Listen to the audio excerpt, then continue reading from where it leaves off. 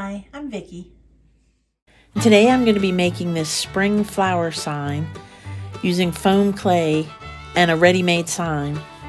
And if you enjoy it, please don't forget to like and subscribe. Thanks. Enjoy.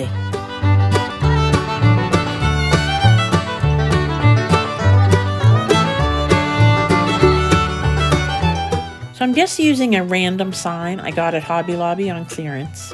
And I'm going to cover it completely so I don't need to really do anything to get rid of the lettering that's already on it. And the first thing I'm going to do is mold some clay. So I take the cornstarch and I brush it in with this very rough brush that I have. And I'm going to use this sort of leaf and flower structure to make a frame for the flowers. And then I'm going to mold, I don't know, 100 or 200 of the flowers. And I also am going to make a door and a little mailbox.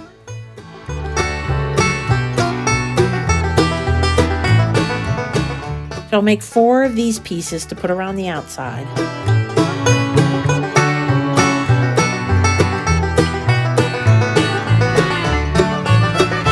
And I thought it would look really cute to have a fairy tale door amongst all the flowers.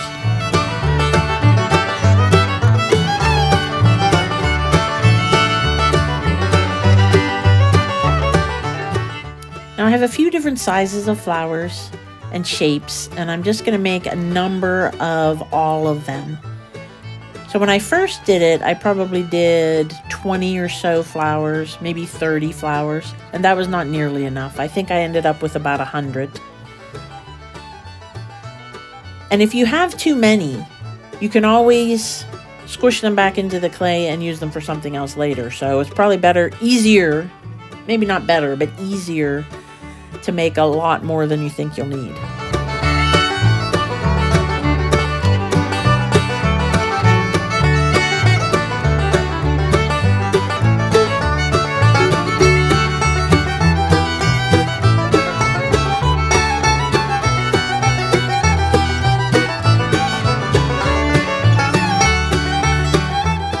I also made a few trim pieces to get a little just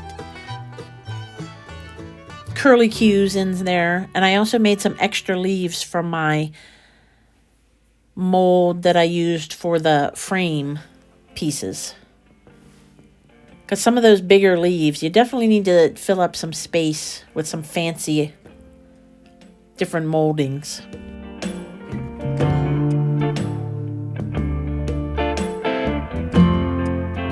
At this point I started gluing, but I don't have nearly as many flowers as I will need.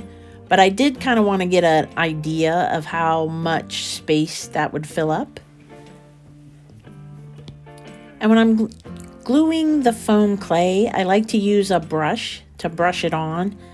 And sometimes I brush on to the sign that I'm going to be gluing onto, and sometimes I brush onto the pieces. But since I'm going to do the whole sign covered in foam clay, I'm just brushing right onto the sign.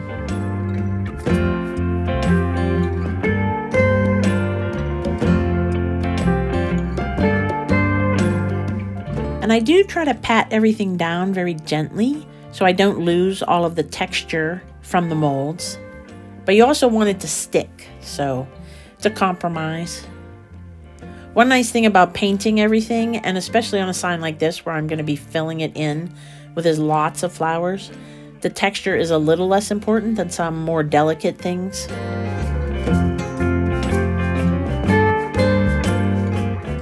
So I used some of the curlicues and frilly bits to fill in the top to make it a little more like a frame. And then I started gluing in flowers. I also made some leaves. And the little mailbox I talked about, I'm going to pop that in next to the door.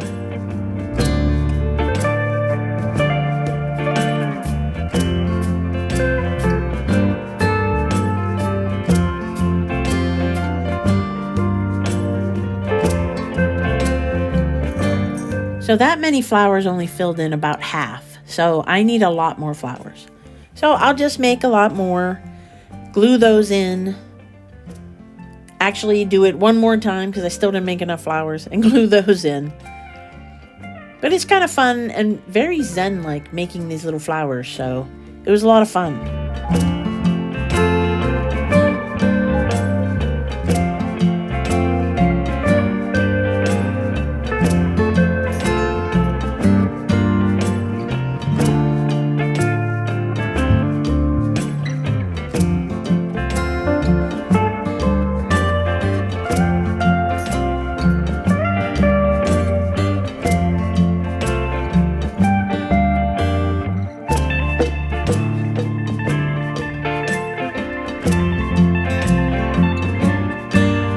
Once I had it completely filled in with flowers, this is what it looks like. And now I'm going to let it dry for a day, and then I'm going to start painting. So I'm starting with the darkest green to do the leaves on the frame. And I use the same darker green on all the leaves from that same pattern that I put on the whole sign.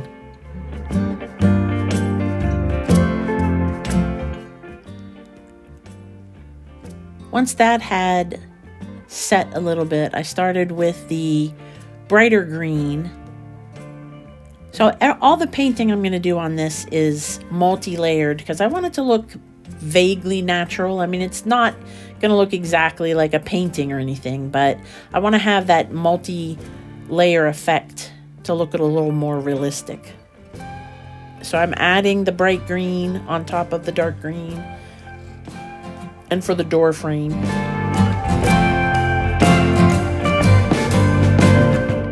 Next, I'll use brown for the door and the mailbox.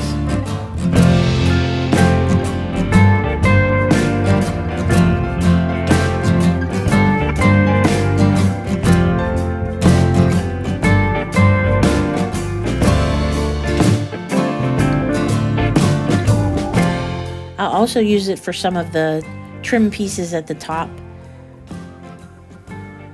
and to give the rocks around the door a little more dimension.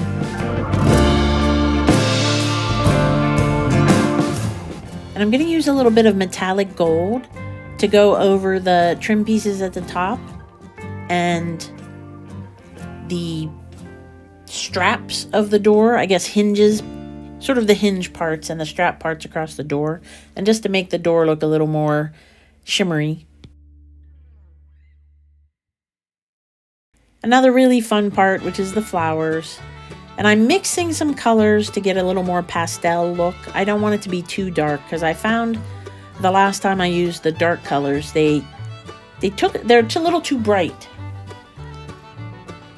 So I'm going to make purple and pink and yellow, and I'm going to mix some orange and a sort of a dark peach and a little bit of red to do the flowers.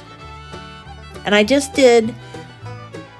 tried not to get too much of the same color close to each other, so I just did alternating all of those colors amongst all the flowers.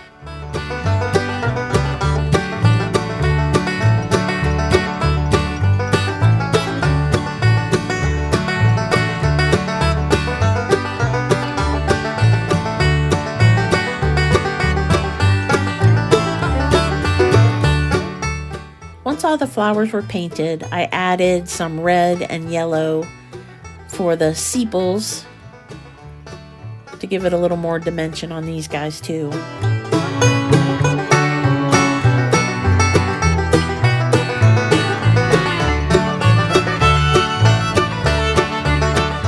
So after the whole thing had dried, I was looking at it and thinking that it was really sort of too bright.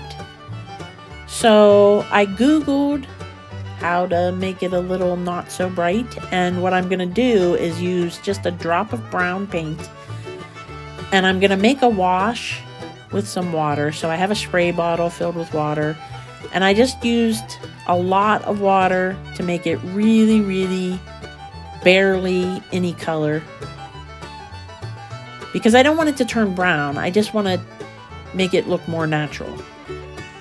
So once I mix that really well, I'm just going to sort of brush it on and hope it doesn't look stupid. But I think it turned out sort of the way I wanted it to, but not leave too much pigment in anyone's place.